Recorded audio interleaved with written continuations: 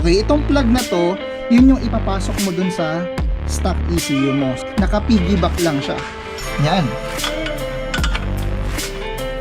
Ito yung sinasabi ko sa inyong gauge. So ang target natin mga sir is somewhere in between the reach and the stoic. Makikita nyo dyan kung anong portion ng RPM at throttle position ko, yung naglilin. Kakatakot puta. Basa yung kalsada.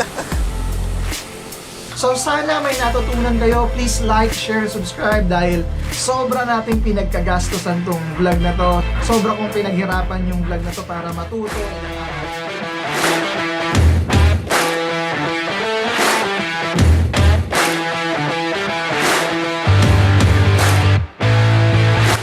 Hello mga sir! Good day sa inyo! Kumusta? In today's vlog, pag-uusapan natin is all about ECU, ECU tuning, saka ECU calibration. So itong vlog na to mga sir medyo mahaba. So please bear with me pero marami naman kayo matututunan dito mga sir.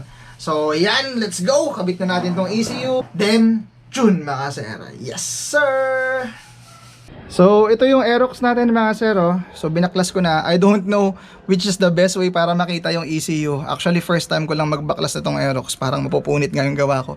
Dapat ata tanggalin yung headlight kaysa iangat to. But anyway, tuturo ko lang sa inyo kung paano ikabit yung ECU. So, ito yung stock na ECU ng Aerox.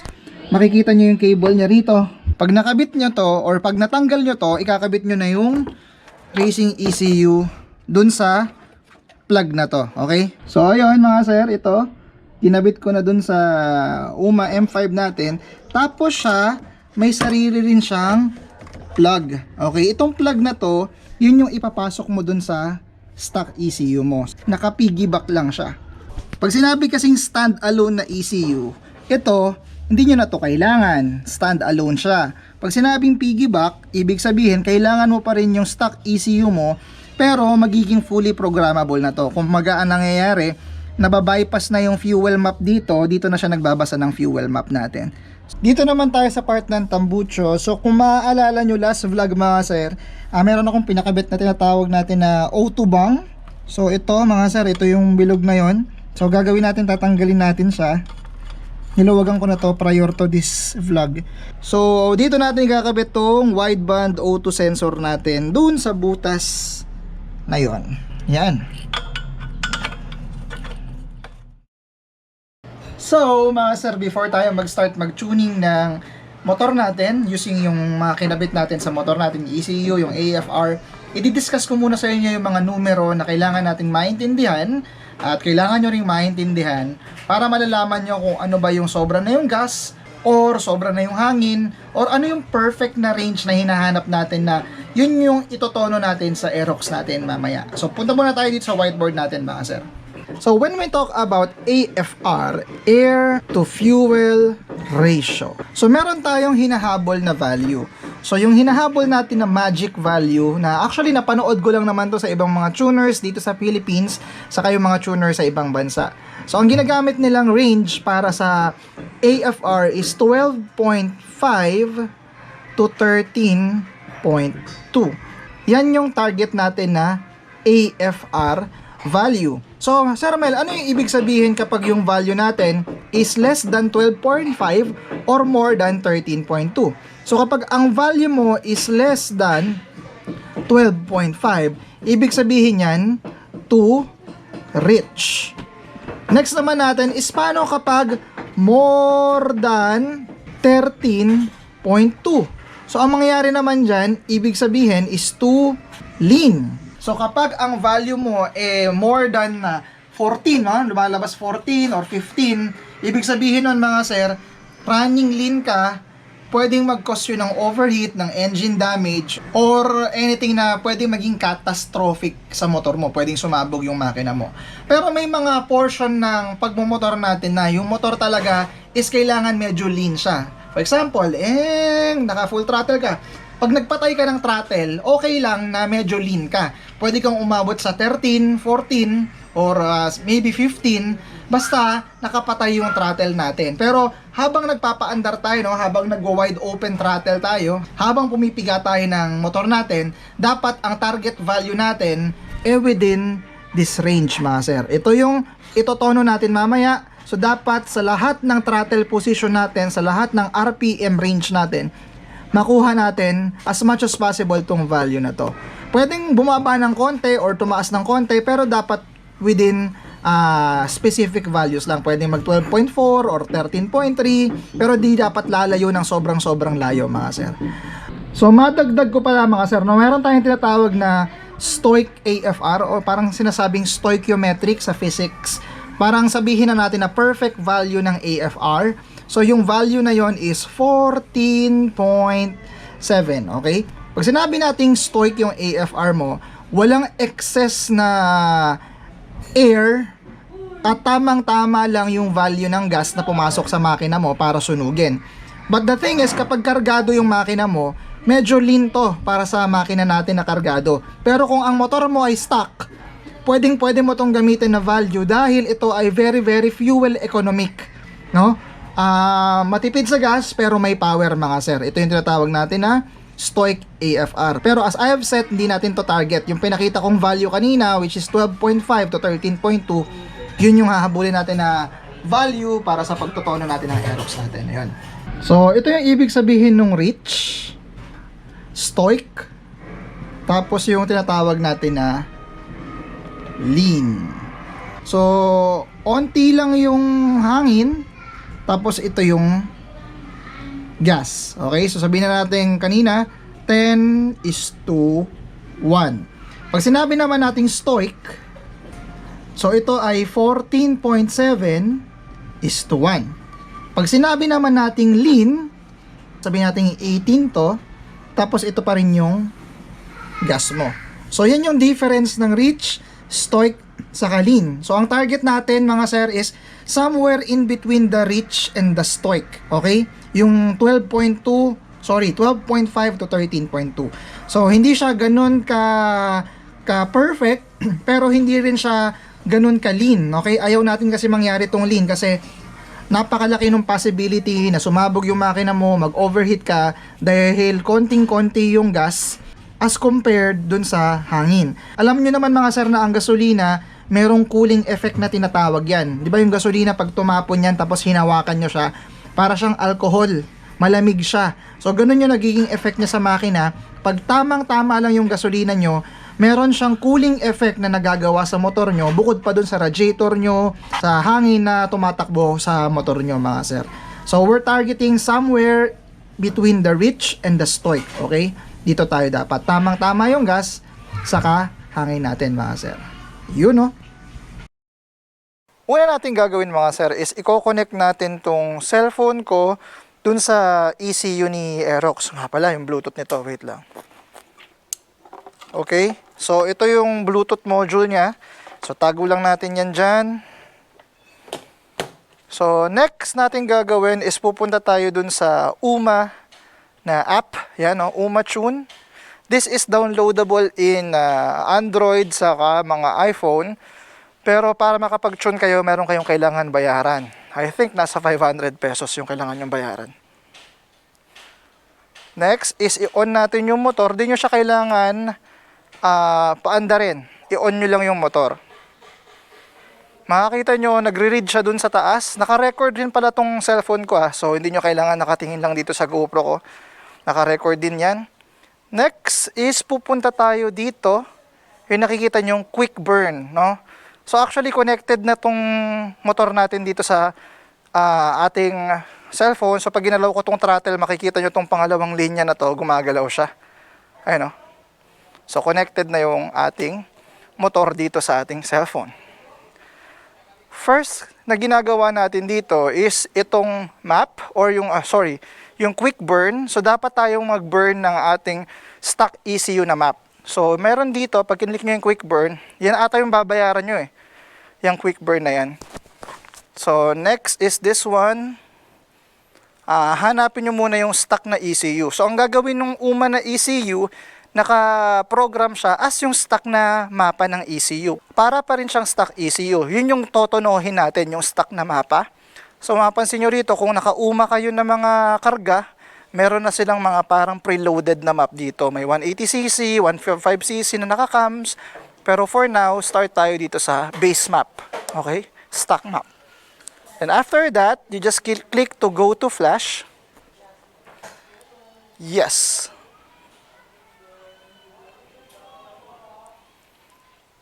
Yan. So, hihintayin lang natin to mga sir na mag 100% para ma-load dun sa UMA na ECU yung mapa na pang stock ECU. Hintayin lang natin mga sir ha. So, while we are waiting for the ECU, racing ECU na ma-load yung mapa natin, ito yung sinasabi ko sa inyong gauge. So, since nakapatay yung motor natin, it's reading 18.0. So, ano nga ulit yung ibig sabihin ng 18.0? Rich, stoic, o lean? 3, 2, 1. Yan. Ang ibig sabihin ng 18.0 is lean. Okay? Masyadong maraming hangin. Pero syempre inaccurate yan kasi hindi naman umaandar yung motor natin. At ang kagandahan pa nitong gauge na to, nakikita nyo itong kulay pula na ilaw na to. Ang ibig sabihin yan, nasa pangit na zone ka, no? Pangit yung tono ng motor mo. Kaya kapag ito color green, tamang-tama lang. Pag color blue, masyado naman siyang rich. Kaya mahal tong ano na to gauge na to dahil sa mga LED niya na yan mga sir.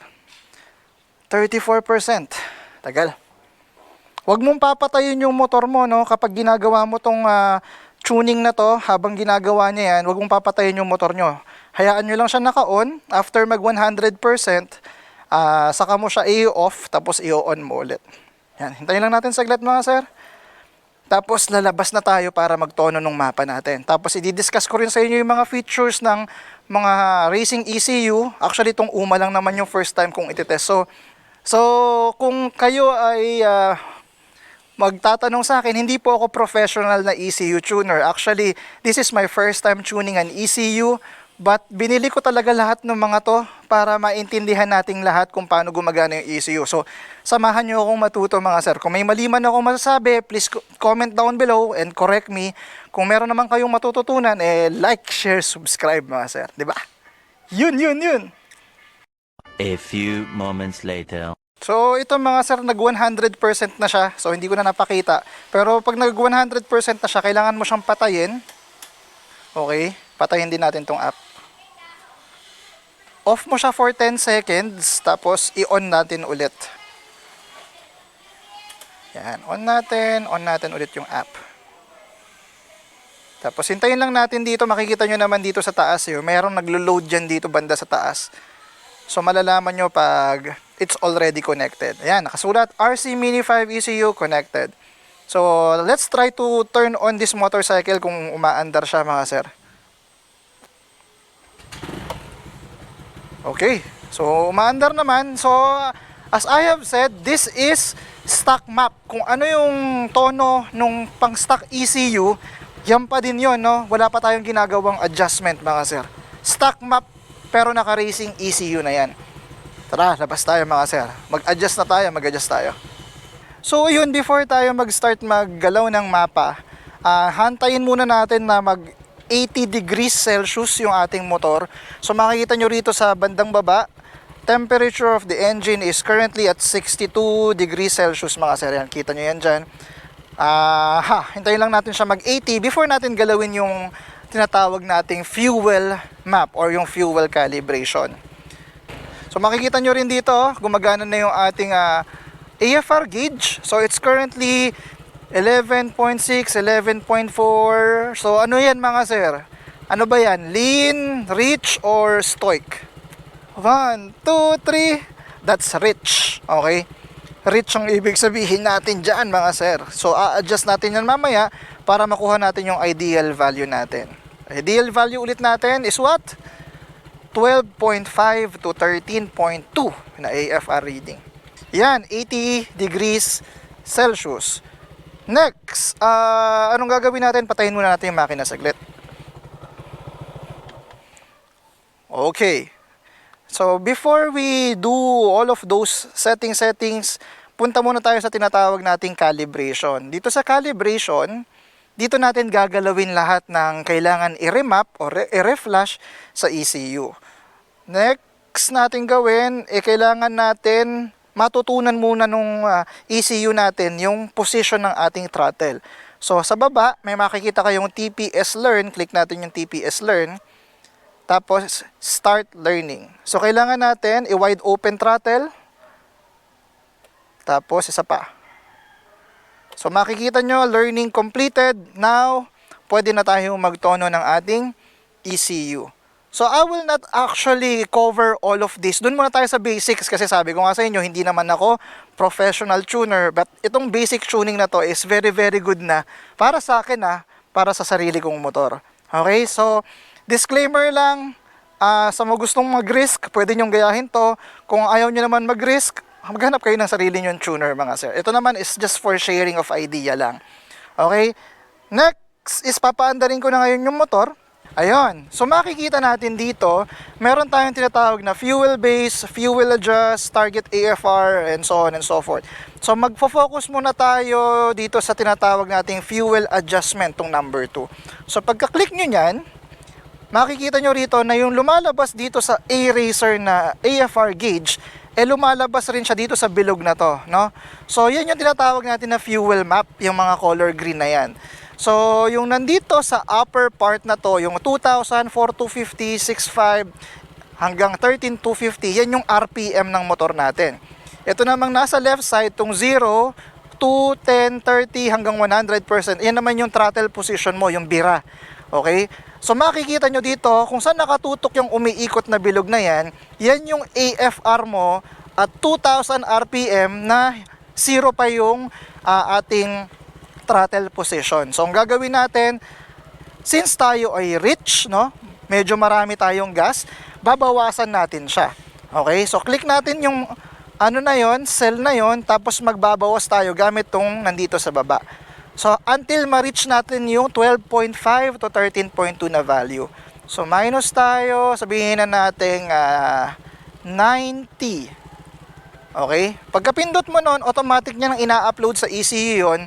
So makikita nyo rito, ayan na, 11.8, 12.2, ayan. So nakita nyo, nag-adjust yung AFR gamit dun sa pagbago natin ng value dun sa cell na yon. Ay, bawasan pa natin siya ng gas pala para makuha natin yung gusto nating value. Sabihin na natin 85. Ayun nakita nyo, nasa 12 na range na tayo.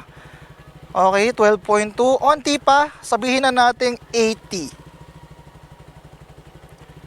80. Yun. So, lumalabas 12.3, 12.4, 12.5, 12.4, 12.5. Malapit na tayo. Onti na lang. Sabihin natin 78. Yes, sir! Kita nyo? 12.7, 12.8. Doon rin sa value na yon, 12.7, 12.8. So, yan yung idle natin, no? Yan yung perfect na conditions natin as compared dun kanina sa stock yung nakaload na 100 to. Nung 100 yan kanina, ibig sabihin sobra siya sa gas, sobra rin yung konsumo mo sa gasolina, sayang naman. So in-adjust natin siya pababa para bawasan natin yung pasok ng gasolina, yan, nakuha natin yung value na 12.9, 12.8. So pasok siya dun sa range na 12.5 to 13.2. So, ang next natin gagawin, medyo bibirahin natin yung motor kasi yun yung ating parang para makita natin kung saan pa yung mga part na kailangan nating i-adjust. So, again, hindi muna natin papatakbuhin yung gulong. Idle lang tayo, idle. So, yan Mapansin nyo, yung bilog, napunta siya dun sa 2% na throttle position, 2,000 RPM. Ang lumalabas na value is 11.3. Okay, tandaan, hindi pa umaandar yung gulong pero naka-input ako ng konting throttle. Anong gagawin natin para mapataas natin yung 11 na yan? Kailangan natin siyang bawasan ng gas kasi masyadong maraming gas yung pumapasok. Pag 100 yung nakalagay. So, bawasan natin, sabihin na natin gawin nating 90. Okay? So, makikita nyo, mula sa 11.3, nag-11.6 na siya. So, bawasan pa natin, sabihin natin 80. 81, yan, 81. So, lumalabas 11.8, 11.9, 12.1. Yan, 11.8. Bawasan pa natin, sabihin na nating 75. Ayan, so nakikita nyo, lumalabas 12.0, 11.8. Sobra pa rin sa gas, bawas pa tayo, gawin natin siyang 70. Yan, 69.4, 69.5. So lumalabas 12.1, 12.2, onti pang adjust. Sabihin na natin, gawin nating 60. Yan mga sir, lumalabas 12.6, 12.5, 12.4, 12.7. Yan, medyo perfect na. Onti na lang. 58. Ayan mga sir, makikita nyo lumalabas na sa AFR gauge natin. Sa ganitong galaw ng throttle, nakuha na natin yung tamang value natin, which is in between 12.5 to 13.2. Next naman natin, so alam nyo na yung nangyayari dito. Siguro nagigets nyo na yung mangyayari dito. Ang gagawin natin, mamaya magpapatakbo tayo ng motor natin para malaman natin yung mga values ng AFR sa full throttle, sa half throttle, tapos depende dun sa RPM. So makikita nyo, pag binibira ko tong motor, gumagalaw yung bilog na yon.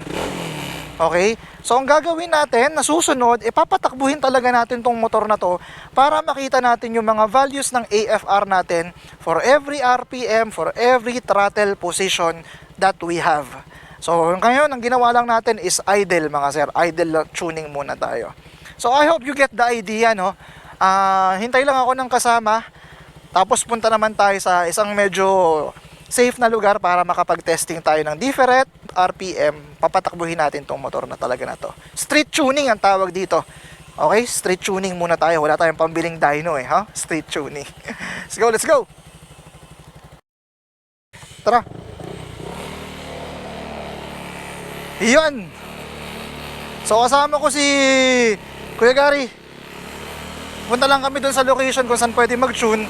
Makikita nyo rin, isasabay ko habang nag-ride kami, yung reading ng AFR. Makikita nyo dyan kung anong portion ng RPM at throttle position ko, yung nagli-lean at nagre-reach. Adjust natin yan mamaya. Ayan o. Mag-wide open throttle ako dito. Tinan nyo mabuti ha.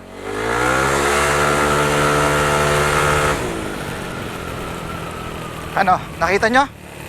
Sun lean, sun reach, di ko nakikita eh. Nakakonsentrate ako sa kalsada. Pwede kong mamaya ma-review yung mga nangyayari dyan. So habang nagta-travel tayo, meron akong pinost kanina sa Facebook page ko. Kung hindi ka pa follower ng Facebook page ko, type nyo lang Sir Mel sa Facebook. Makikita nyo yung ating Facebook page mga sir. Nagtatanong ako kung ano yung mga questions nila regarding ECU tuning. So, masagot ko man lang yung mga konti doon. Sir Mel, pwede ba yung racing ECU sa stock na motor? Definitely yes. Okay? Kasi sabi ko nga, ang stock na ECU, nakatune yan for fuel economy. Ngayon, kung gusto mong ma-unlock yung performance ng motor mo, bumili ka ng racing ECU. Tapos itono natin, yun nga lang, ang downside dyan, lalakas ka sa gas. Okay, kasi magiging performance yung tono ng motor mo. Kung gusto mong palabasin yung tunay na performance ng motor mo, pwede mo siyang gawin. Second question, Sir Mel, pwede ba ang stock ECU i-tuning? Meron daw gumagawa eh, okay? Hindi katulad ng ECU ng big bikes na ready talaga para sa remapping sa reflashing. Yung ginagawa ng ibang mekaniko is ina-adjust yung tinatawag nilang C1 mixture sa stock na ECU sa mga NMAX. Adjusting the C1 mixture is really not remapping. Kasi pag sinabing remapping, meron kang RPM, meron kang throttle position, at meron kang mapa, no? Parang pag sinabing mapping, meron kang Luzon, Visayas, Mindanao. Luzon yung idle mo, Visayas yung medium throttle position mo, tapos Mindanao naman yung high speed mo. So iba-iba yung mapa ng injector mo for every RPM. Third question, kailangan ba talaga ng dyno or required ba talaga yung dyno kapag mag-tuning ka ng ECU? For me, it's not required, pero maganda meron ka. Bakit? Kapag meron kang dyno tune, hindi mo kailangan lumabas ng kalsada para itono yung ECU mo. You're just in the, tawag doon, safe place. Okay, hindi gumagalaw yung motor pero natutono mo yung ECU. Pangalawang advantage ng naka-dyno ka is mame-measure mo yung nilakas ng motor mo. Mame-measure mo yung HP saka torque kasi meron talagang computer analysis na ginagawa yung dyno. Ngayon sa street tune, wala sa street tune? Yun, hindi mo malalaman yung HP increase. Hindi mo malalaman kung gaano kalaki yung HP gain mo or torque gain mo kapag naka-street tune ka. Pero pwede mo namang sukatin yung 0 to 100 mo eh. Malalaman mo kung lumakas yung motor mo o hindi. Di ba? Saka wala pa akong pambili ng dyno ngayon mga sir. Pero kasama yan sa mga future plans ko. Soon na makabili ng sarili nating dyno. Mag-o-open talaga ako ng tuning shop ko soon mga sir.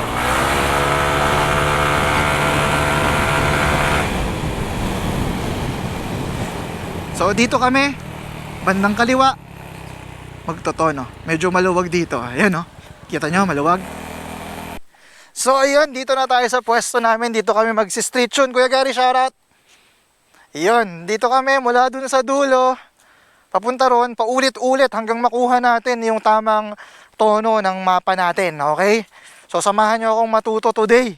Let's go, let's go. So susubukan muna namin mga sir, takbong chubby.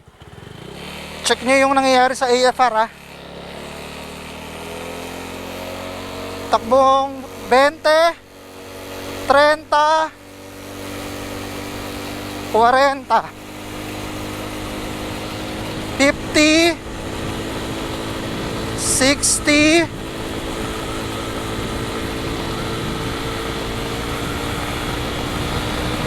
70.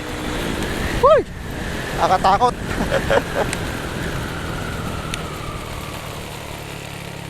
Try naman natin pabalik. Ganun ulit. Stay put lang tayo sa throttle. Okay. 20, 30, takbong 40,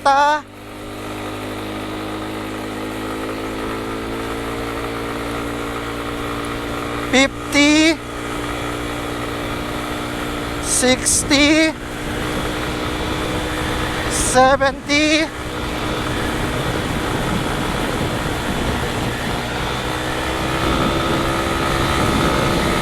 80, 90. Woo! Tara, check the data. This is the beauty of street tuning.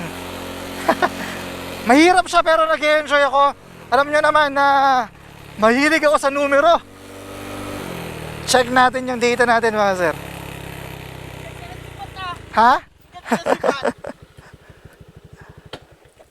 So ito, may ginawa kaming konting adjustment dito sa portion na to. Sa portion na to at sa portion na to mga sir. Kasi medyo bumababa tayo ng 12.5. Pero konting adjustment lang yung ginawa namin. Ulitin ulit natin yung ganung run. So just to check everything out before tayo mag-proceed dun sa mga higher RPM. Let's go. Chill lang muna.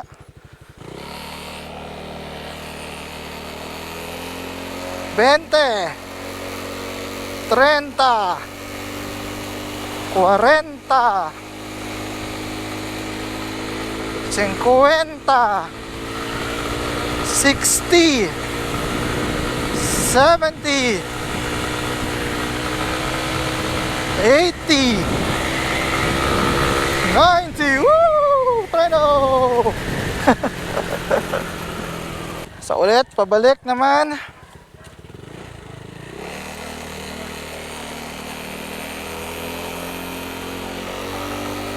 Bente, 30, 40, 50, 60, 70, 80.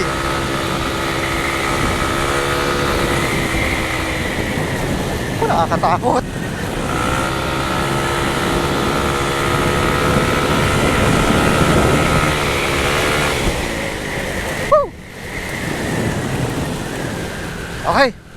Basa ulit ng data. Next natin, magbabasa na tayo or magte-testing na tayo para sa high RPM. Full throttle. So ito mga sir, ano na ba natin to kaya? Fourth na? Fourth run? Okay, fourth run. So nag-adjust lang kami dito sa may 4250. Kasi pag nagsasara kami ng throttle, nagli-lean siya eh. So dadagdag kami ng konting gas doon. Pero yung mapa natin, actually, konting-konting fine adjustment lang yung ginawa. Kaya susubukan na namin ngayon, nag-full throttle tayo. Wish me luck mga sir.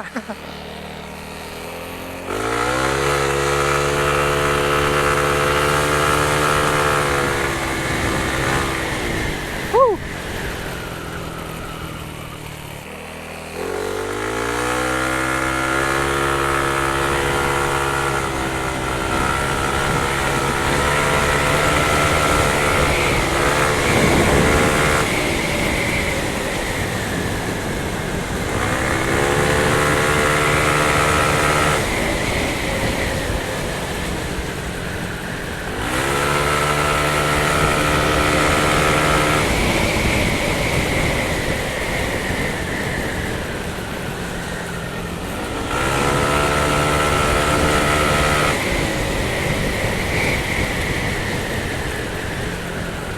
Okay, one more time.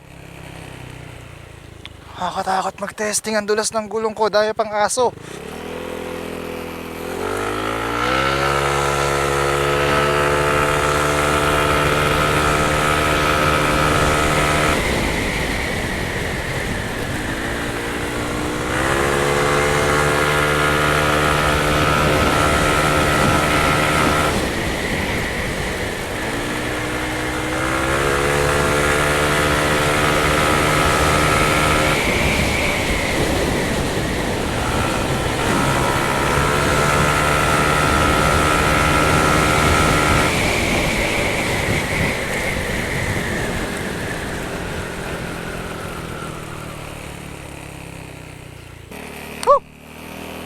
Street tuning is the best.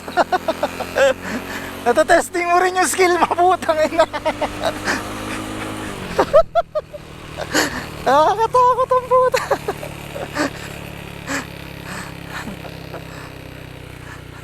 Nakakatakot, putang ina.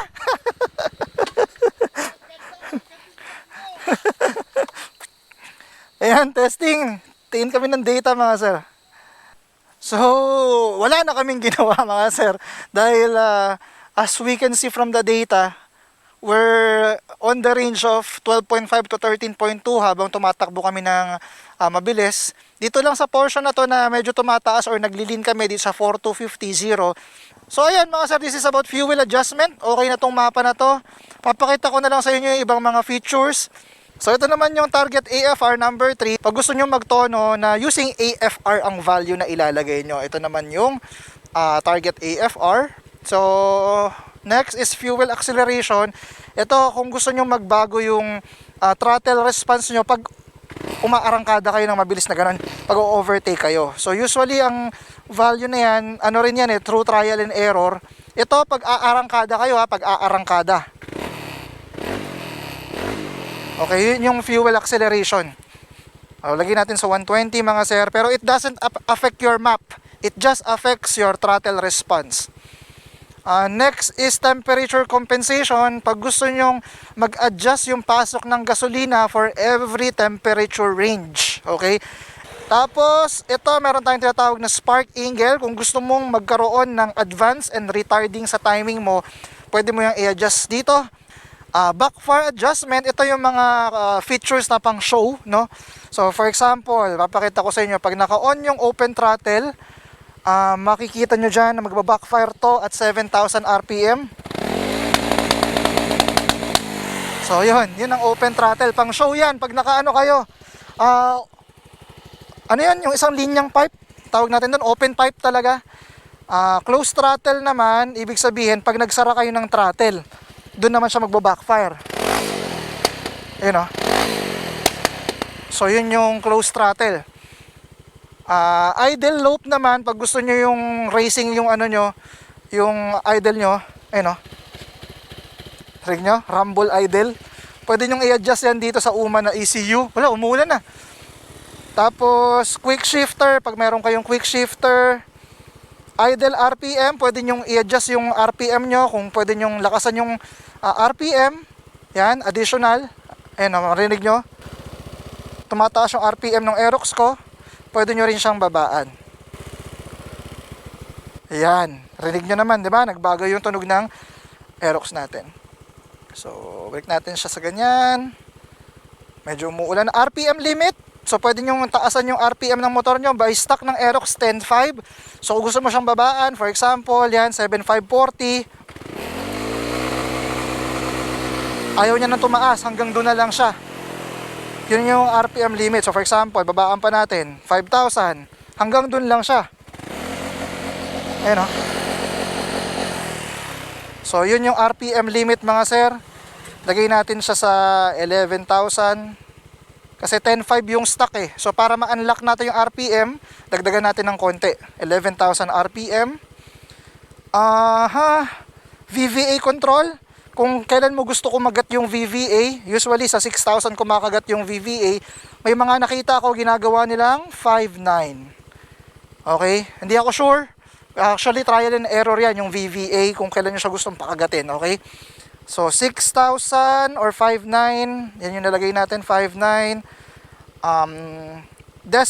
Decelerate fuel cut, ibig sabihin naman nito, kapag nag-throttle ka, tapos sinara mo, ibig sabihin hindi na magpapasok ng gasolina si injector pag naka-on siya. Okay? Pag naka-off, ibig sabihin, pag na ganyan ka, pag sinara mo, may onting gasolina pa rin. So, kung gusto mo makatipid ng konti sa gasolina, pwede mong galawin yung decelerate fuel cut para mabawasan din yung backfire mo.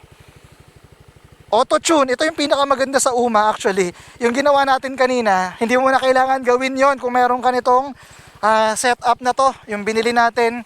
So, ang gagawin mo lang, i-on mo lang yung wideband na closed loop, tapos i-on mo yung auto-tune, siya na yung gagawa ng mapa para sa iyo mga sir. Ganun siya katalino. Yun ay meron sa UMA ECU, saka sa e-racer na ECU, auto-tune. So, last but not the least, quick shifter, hindi naman tayo naka-sniper. Speed gain, so ibig sabihin kung gusto mong i-adjust yung speed ng gulong mo, kung naka-14 ka, naka-17 kang gulong para mag-advance, or mag-delay yung speedometer reading mo, pwede mong gawin dyan. Kung gusto mo nagwa 160 yung Aerox mo, kahit stock lang, pwede mo lang gawin dyan mga sir. Wheel speed gain. So, yun yung para sa engine calibration, yun lang yung didiscuss natin for now. Yan. Medyo happy na ako actually. Gusto ko lang naman ipakita sa inyo kung paano magtono ng ECU mga sir. Mapapansin nyo yung idle natin, ayan, no? 12.4, 12.3. Very good na yan. Very close to 12.5. Wala na actually pwedeng i-discuss dito. Power test. Power test means para siyang kung gusto mong matesting yung 0 to 100 mo, pwede mo siyang gawin dito. Pero hindi talaga to parang dyno. Parang tawag dito street dyno. Para makita mo kung gaano kabilis mo kuhanin yung 0 to 120, 0 to 100, and so on and so forth. Pwede mo rin makita yung power curve mo, kung saan part ka humihina na yung motor, humihina yung power band niya. Okay? Power test. Ayan. Now, kapag natono mo na yung ECU mo, kailangan mo siyang i-save, no? So, save natin. So, pangalan natin siyang Sir Mel Street 1. Yan. So, ito na yung map natin. Yung ginawa namin today ni Kuya Gary, nakasave na siya. So, hindi na to stock map. Hindi na siya mapa ng stock ECU. Ito na yung ginawa nating street tuning mga sir. So, ito mga sir, magte-testing lang tayo. Ano yung difference ng 0 to 100 ng stock yung mapa, yung stock yung ECU, tapos ano yung magiging 0 to 100 kapag yung na-tune na natin na ECU. So as of the moment, ang naka-load na mapa natin dito is ito, yung stock map. Yan, load natin para walang daya.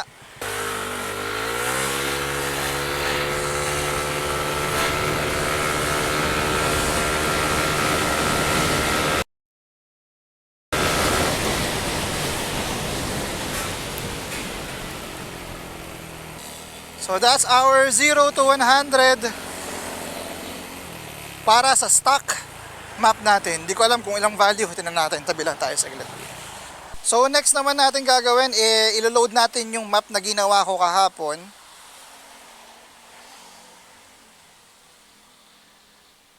Ayan, so naka-load na.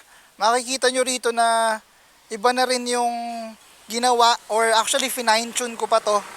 So iba na yung mga values na to. Pag tinignan nyo to or kung kukopyahin nyo to, do take note na magkakaiba tayo ng set ng motor. Yung motor nyo 180cc, yung motor ko 208cc, iba yung bigat ko, iba yung traction ng gulong ko, iba yung tambucho ko.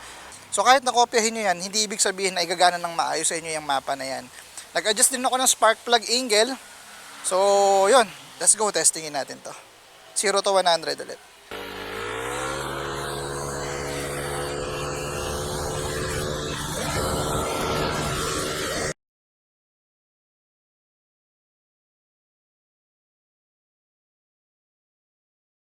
Kakatakot, puta. Basa yung kalsada. So definitely, mas responsive talaga tong nakatono. Grabe yung throttle response niya. Kung matetesting nyo tong ginawa kong mapa, umaangat talaga yung harapan niya. Tapos, yung tunog ng tambucho nagbago. Yung pag binira mo siya, di ba? Ewan ko, naririnig nyo yung tambucho, pero hindi na siya ganun mahiyaw. Okay, as compared nung stock yung ECU niya, tamang-tama na siguro yung tono ng gasolina ko, plus yung adjustment ko sa spark plug angle and other things na binago ko kagabi. Medyo OC kasi ako kagabi, binago ko pa siya. Tapos nag-testing pa ako hanggang alas 8 ata ako, alas 9 ng gabi nagtotono dito sa kalsada namin. So, I'm so happy. Sa mga magtatanong dyan, Sir Mel, pwede bang magpatono sa'yo? Yes. Okay, ang requirement ko lang, dapat either Araser or UMA ECU lang yung natotono ko kasi as of the moment eh. So pwede yon. Tapos dapat meron na kayong O2 bang na lagayan ng sensor. At meron tayong fee na siguro for the starters, maniningil muna ako ng 800 pesos para sa tuning fee ko. Okay, street tuning. Para mabawi ko naman yung investment ko rito sa mga AFR gauge, AFR meter na to. Saka hindi siya madaling gawin mga sir. Ako hindi ko tinitigilan hanggat di ko nape-perfect yung tono. Isipin nyo, kagabi alas 9 na ako natapos kaka-adjust ng adjust. Kung gusto nyo magpa-tune ng ECU, lalo na yung mga nagawa ni Kuya Cha na 180cc, 195cc, 200cc, message nyo lang ako sa Sir Mel Facebook page ko at magpabook kayo ng schedule sa akin mga sir, para kasi minsan medyo busy ako. Siguro one motorcycle would take about an hour or two. So mag-alat kayo ng schedule para matono yung ECU nyo mga sir. So yun mga sir, nandito tayo sa bahay. Gusto ko lang sagutin yung ibang mga questions regarding sa ECU na tinanong nyo dito sa Facebook page ko. So siguro sagot lang tayo ng konti dito, mamimili lang tayo kasi ibang tanong naman is pare-pareho lang naman ng concept, no? Pag nagpalit ba tayo ng aftermarket na pipe, kailangan daw ba i-reset yung ECU? Okay, actually mga sir, hindi ko naiintindihan yung word na reset ng ECU. Alam ko kasi, pag sinabing ni-reset yung ECU, meron kang mga check engine code na nakalabas yung check engine na light mo, tapos gusto mo siyang ma-reset para mawala yon. Okay? Yun yung term na alam ko pag sinabi mong ECU reset. So, magkaiba siya dun sa nakita nyong ECU remap. Okay? Pag sinabing remap, ikaw mismo yung nagtotono ng mapa ng motor mo, depende kung ano yung set ng motor mo. Kung yan ay naka-aftermarket pipe lang, yan ay naka-air cleaner lang, or nakakargado. Okay? Yun yung pagkakaiba ng remap, saka hindi ko alam talaga yung term na reset. Okay? May nagtatanong naman regarding naniniwala ka ba na may dagdag power ang magpa-refile ng ECU? Actually, this is just a word na ngayon ko lang narinig, no? Yung word na refile.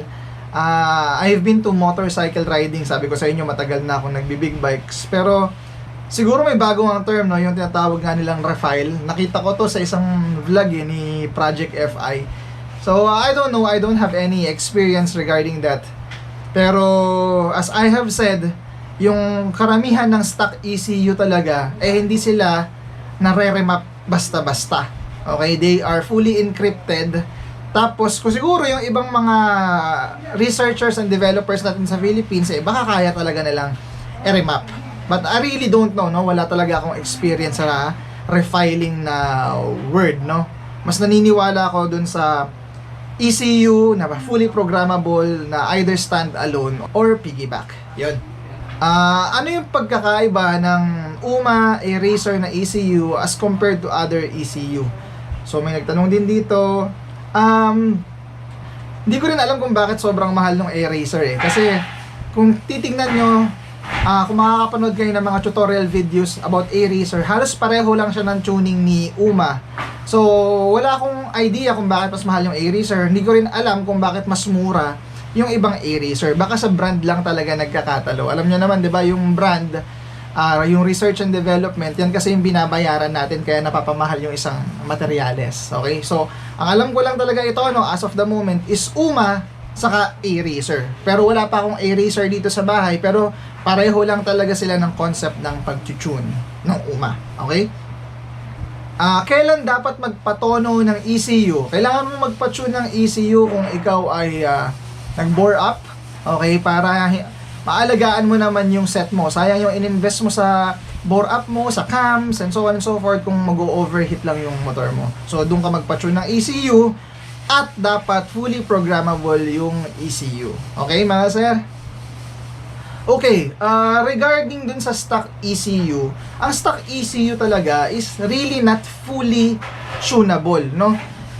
Kasi yan, meron talaga siyang encryption na si Yamaha lang yung pwedeng mag-reflash sa kanya. Pero sabi ko nga, I don't know, baka meron tayong mga engineers dito sa Philippines na na-unlock na yung encryption na yon. Okay, I don't really know. So wala akong masasabing opinion regarding this one. You can check them out and see what they are doing sa computer nila. Pero I doubt kung ipapakita nila sa inyo kung paano nila ginagawa yun, mga sir. Pero kung gusto nyo talagang matuto, tapos gusto nyo makita, hanap kayo ng mekaniko na nag-tune ng fully programmable na standalone or piggyback na ECU. Yun, makikita nyo talaga yung performance ng motor, yung improvement sa throttle response, saka acceleration, kasi nakita nyo talaga binago yung mapa ng motor nyo. Okay, lalo na dyan sa mga nag-upgrade ng makina, nagpalit ng tambucho, nagpalit ng air filter, nagpalit ng cams, yan. Magpalit kayo ng fully programmable ECU para ma-unlock nyo yung full potential ng motor. Yun nga lang talaga at the expense na lalakas talaga kayo sa gas. Pero pwede naman kayo mag-load ng mapa na pang economy, no? So pag babiyahe kayo, gusto mong walwalan, click mo yung mapa ng pangwaswasan, pangwalwalan. Pag gusto mo na medyo chill-chill lang, pang lugaw-lugaw mo lang, i-load mo yung map ng pang economy. So yun mga sir, I cannot answer all your questions here. Namili lang talaga ako ng mga possible na madaling sagutin, at the same time same yung concept dun sa mga ibang nagtatanong. So sana may natutunan kayo. Please like, share, subscribe dahil sobra nating pinagkagastosan tong vlog na to. Sobra kong pinaghirapan yung vlog na to para matuto. Ilang araw akong puyat, ilang araw akong nagtatanong sa mga ibang mekaniko and tuners. Shoutout kay Kuya Tax, kay Grease Monk. Link ko yung channel niya sa baba. Shoutout din sa vlog ni Kuya Nuki Works ng taga Baguio. Marami rin ako natutunan sa vlog mo. Yung mga tutorials ni Uma na Malaysia ata yun, kahit na hindi ko naintindihan yung salita nila, ang dami ko rin natutunan, mga sir. Kay Kuya Dubs din ng Set by Dubs, ang dami niya rin input sa akin regarding sa pagtotono ng ECU. Maraming salamat sa inyo. Hindi kayo nagdamot ng knowledge sa akin. I'm very happy na nakilala ko kayo sa Facebook. Ay, hindi ko kayo kilala personal, pero hindi kayo nagdamot ng information sa akin, mga sir. So, ayun. That's it. Leave a like naman, mga sir. Leave a comment kung meron pa kayong question na kaya kong sagutin. Till next vlog. Kita kits, mga sir. Yes, sir. Bye.